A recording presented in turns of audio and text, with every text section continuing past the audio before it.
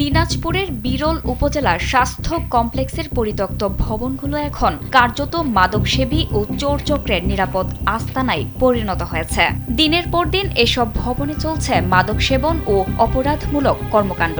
ফলে হাসপাতালের আবাসিক এলাকায় বসবাসরত চিকিৎসক, নার্স ও কর্মচারীরা চরম নিরাপত্তাহীনতার মধ্য দিয়ে দিন কাটাচ্ছেন। অভিযোগ রয়েছে, প্রশাসনের নজরদারির অভাবেই পরিস্থিতি দিন দিন আরও ভয়াবহ হয়ে উঠছে। হাসপাতাল সূত্রে জানা যায়, হাসপাতাল চত্বরে থাকা দুটি পরিত্যক্ত ভবনে প্রাচীর টপকে দিনরাত অবাধে প্রবেশ করছে মাদকসেবীরা। সেখানে বসেই চলছে মাদকের আসর। একই সঙ্গে সক্রিয় রয়েছে চোরচক্রও। সুযোগ পেলেই হাসপাতালের বৈদ্যুতিক সরঞ্জাম, অব্যবহৃত মালামাল এবং আবাসিক কোয়ার্টারে থাকা কর্মকর্তা কর্মচারীদের মূল্যবান জিনিসপত্রও চুরি করে নিয়ে যাচ্ছে তারা।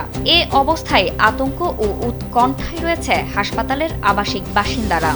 আমাদের হসপিটালে পরিত্যক্ত ভবন একটা আছে। সেই পরিত্যক্ত ভবন এতই খারাপ যে রাতের অন্ধকারে আমাদের আবাসিক এলাকায় চুরি হয়, মাদক কারবারি আসে, মাদকের আড্ডা হয়, তার কয়েকজন মাদকারে ধরানো হয়েছে।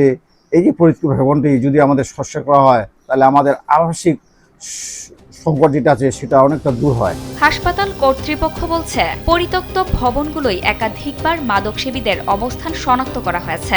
সম্প্রতি পুলিশের অভিযানে মাদক সেবনরত অবস্থায় একজনকে আটক করাও হয়। একই সঙ্গে চুরি হওয়া বিভিন্ন মালামালও ওই ভবন থেকে উদ্ধার করা হয়েছে। তারপরেও স্থানীয় কোনো ব্যবস্থা না থাকায় অপরাধীদের দৌরাত্ম্য থামছে না বলেও অভিযোগ উঠেছে। এর আগেও কিছুদিন আগে 4-5 জন মাদক সেবীরা ওখানে মাদক সেবন করছিলেন। তখন পরবর্তীতে পুলিশকে জানাইলে পুলিশ এসে ওই সময় একজনকে ধরেছিলেন। জননিরাপত্তায় একটা হুমকি, এটা এক ধরনের, যে মাদক সেবীরা মাঝে মাঝে আমাদের এখানকার লাইট থেকে শুরু করে বিভিন্ন জিনিস চুরি করছে। সংশ্লিষ্টদের মতে, বছরের পর বছর অব্যবহৃত পড়ে থাকা ভবন দুটি সংস্কার করে চিকিৎসক ও নার্সদের আবাসন হিসেবে ব্যবহার করা গেলে একদিকে যেমন আবাসন সংকট কমবে, অন্যদিকে অপরাধীদের আস্তানাও উচ্ছেদ হবে।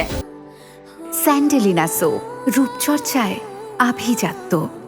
এদিকে স্থানীয় সংসদ সদস্য আলহাজ সাদিক রিয়াজ চৌধুরী পিনাক পরিত্যক্ত ভবনগুলো পরিদর্শন করে প্রয়োজনীয় ব্যবস্থা নেওয়ার আশ্বাস দিয়েছেন বলে জানিয়েছেন হাসপাতাল কর্তৃপক্ষ।